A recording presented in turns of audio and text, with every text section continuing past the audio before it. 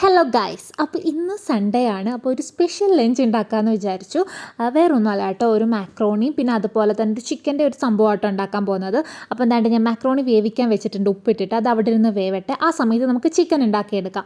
അപ്പോൾ ഉപ്പും മഞ്ഞൾപ്പൊടിയും കുരുമുളകും പുരട്ടി വെച്ച ചിക്കനാണ്. അത് കോൺഫ്ലവറിൽ മുക്കിയിട്ട് ദാണ്ട് എണ്ണയ്ക്കകത്തിട്ട് ഞാൻ ഫ്രൈ ചെയ്തെടുക്കുക കേട്ടോ.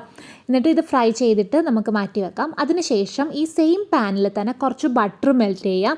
കൂടെ തന്നെ നല്ല കുഞ്ഞതായിട്ട് അരിഞ്ഞിട്ടുള്ള വെളുത്തുള്ളിയും പിന്നെ കുറച്ച് പച്ചമുളകും, ഒരു പച്ചമുളകായിട്ട് എടുത്തേക്കുന്നത്, അതും ചെറുതായിട്ട് അരിഞ്ഞതാണ്. അതും കൂടി ഇട്ടിട്ട് നന്നായിട്ട് നമുക്കൊന്ന് വഴറ്റിയെടുക്കാം. അതിനുശേഷം നമുക്ക് കുറച്ച് സോയാ സോസ് ആഡ് ചെയ്യാം. കൂടെ തന്നെ കുറച്ച് വിനീഗറിന് പകരം നിങ്ങൾക്ക് ഇപ്പം നാരങ്ങ ഉണ്ടെങ്കിൽ അത് ആഡ് ചെയ്താലും മതിയേ. പിന്നെ കുറച്ച് ഉപ്പും വെള്ളവും കൂടി ഒഴിച്ചു കൊടുക്കുക. ഉപ്പ് നോക്കിയിട്ട് ഇടണേ, കാരണം എന്ന് വെച്ചാൽ സോയാ സോസിൽ ഉപ്പുണ്ട്, പിന്നെ ഞാൻ സാൾട്ടഡ് ബട്ടർ ആട്ടോ എടുത്തത്, അപ്പോൾ അതിൽ ഉപ്പുണ്ടല്ലോ. എന്നിട്ട് ആവശ്യത്തിനുള്ള ഉപ്പ് ഇട്ട് കൊടുത്തതിന് ശേഷം നമ്മൾ വേവിച്ച് വെച്ച ചിക്കനും കുറച്ച് മല്ലിയിലയും കൂടി ഇട്ടിട്ട് നന്നായിട്ട് വഴറ്റി ആ ഒരു ഗ്രേവിയൊക്കെ വറ്റി വരുന്നത് വരെ വഴറ്റിയിട്ട് നമുക്ക് വാങ്ങാം കേട്ടോ.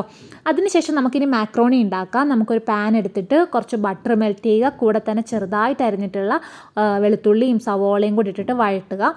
പിന്നെ കുറച്ച് ഫ്രഷ് ക്രീം ആഡ് ചെയ്ത് കൊടുക്കുക. കൂടെ തന്നെ കുറച്ച് പാലും കൂടെ ആഡ് ചെയ്യണം കേട്ടോ. എന്നിട്ട് ഞാനിപ്പോൾ 2 സ്ലൈസ് ചീസ് ഇവിടെ ആഡ് ചെയ്തിട്ടുണ്ട്.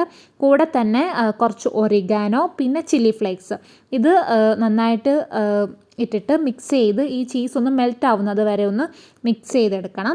അതിനുശേഷം നമ്മൾ വേവിച്ച് വെച്ചേക്കുന്ന മാക്രോണിയും കൂടെ തന്നെ കുറച്ച് കുരുമുളകും കൂടി ഇട്ട് കൊടുക്കണം കേട്ടോ, പൊടിയെ. ഈ സമയത്ത് നിങ്ങൾക്ക് ഉപ്പ് വേണമെങ്കിൽ ആഡ് ചെയ്ത് കൊടുക്കാം.